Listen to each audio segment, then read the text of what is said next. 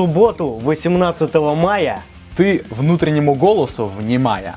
Забудь сидеть мешком у монитора. стекайся в музыкальный клуб «Аврора». Там будет фестиваль Спрингфест.